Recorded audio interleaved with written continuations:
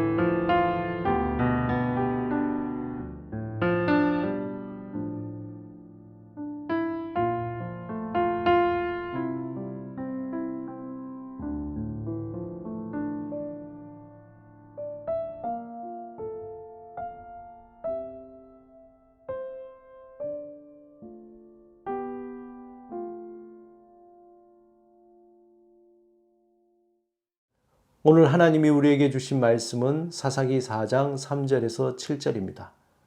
성령 충만을 사모하며 말씀을 마음을 다해 읽겠습니다.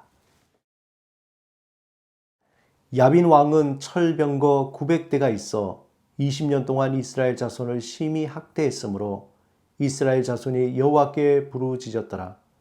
그때 랍비도스의 아내 여선지자 드보라가 이스라엘의 사사가 되었는데, 그는 에브라임 산지 라마와 베델 사이 드보라의 종려 나무 아래에 거주하였고 이스라엘 자손은 그에게 나아가 재판을 받더라. 드보라가 사람을 보내어 아비노함의 아들 바락을 납달리 게데스에서 불러다가 그에게 이르되, 이스라엘의 하나님 여호와께서 이같이 명령하지 아니하셨느냐? 너는 납달리 자손 스불론 자손 10,000명을 거느리고 다볼산으로 가라. 내가 야빈의 군대 장관 시스라와 그의 병거들과 그의 무리를 기송강으로 이끌어 내게 이르게 하고 그를 내 손에 넘겨주리라 하셨느니라. 이스라엘 백성은 하나님의 은혜를 마음껏 누리면서도 하나님의 품을 떠나기를 반복했습니다. 사사기에 보여주는 하나님과의 이스라엘과의 관계에서 그 패턴을 그대로 또 반복하고 있는 것입니다. 사사기 4장에도 역시 이스라엘 백성은 그 패턴을 반복합니다. 이스라엘이 여호와를 버리고 이방인을 섬기게 되고 또 이스라엘은 타락하여 괴로움에 빠지게 됩니다. 여호와께서 또 구원자를 세우셔서 이스라엘을 그들의 손에서 구원하십니다.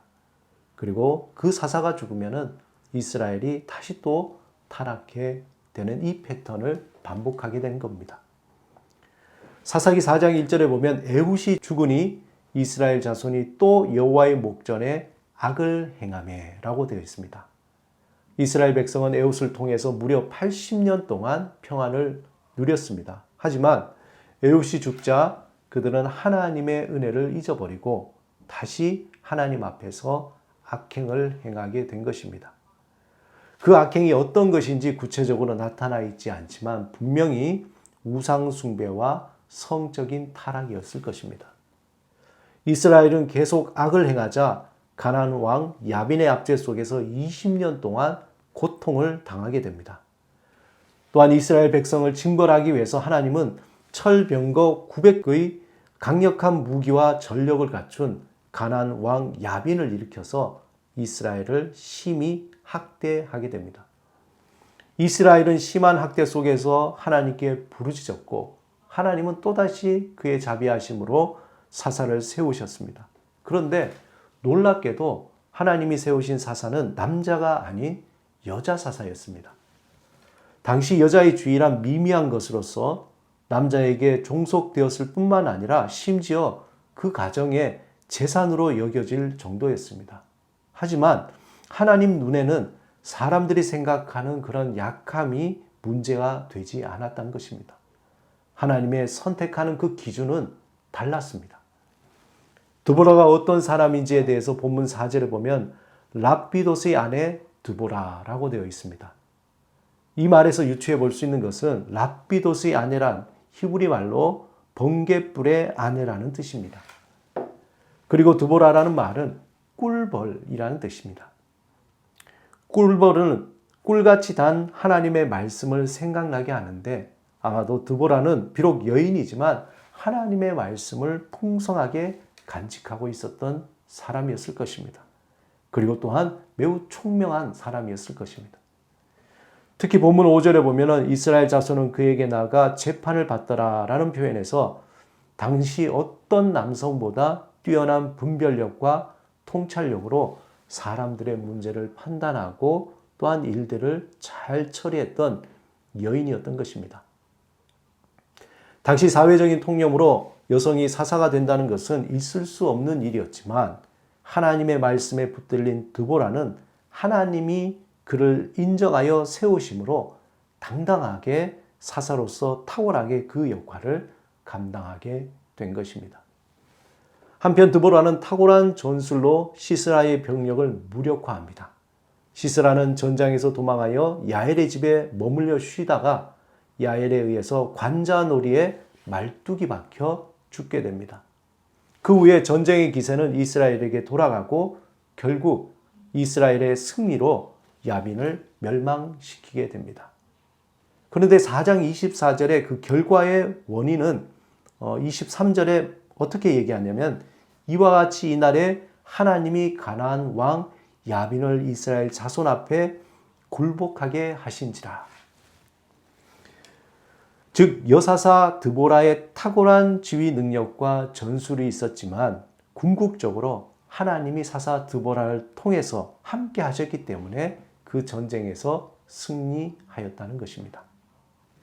하나님은 애굽과 상괄과 마찬가지로 당시 사회적인 통념으로 이해되지 않는 전혀 의외의 사람 여사사 드보라를 지도자로 세우셨습니다.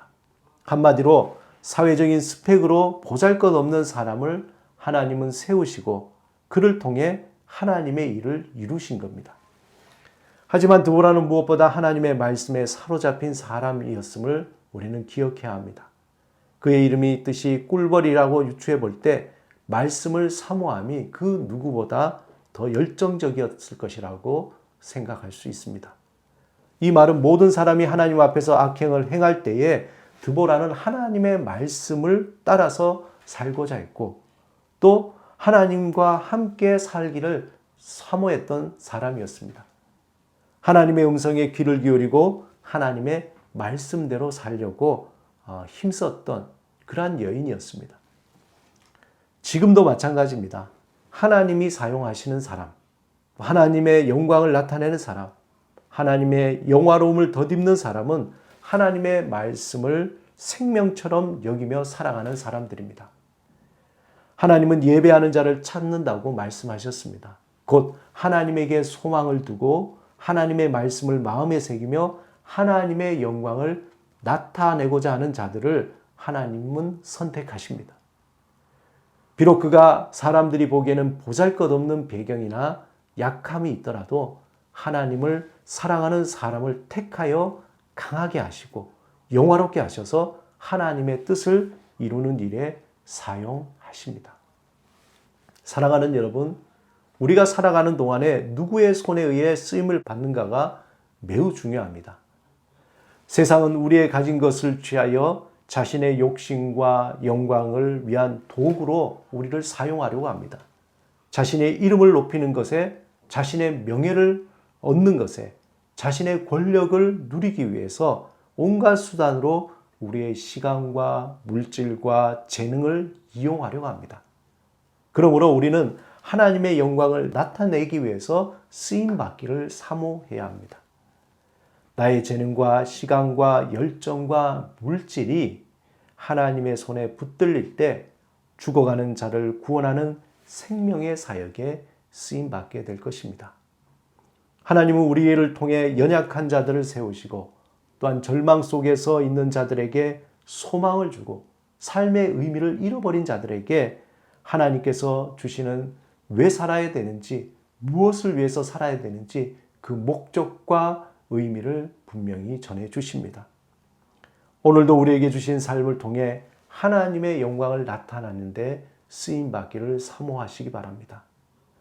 하나님을 사랑하고 또 하나님께 감사하며 하나님의 뜻을 이루기를 사모하며 기쁨으로 살아가시기를 주님의 이름으로 축원드립니다. 함께 기도하시겠습니다. 주님, 우리를 영화롭게 하시고 우리를 통해 하나님의 영광을 나타내옵소서. 삶의 자리에서 우리의 말하는 것과 행하는 것을 통해 하나님의 능력과 소망과 사랑이 전해지게 하옵소서. 예수 그리스도의 이름으로 기도드립니다. 아멘.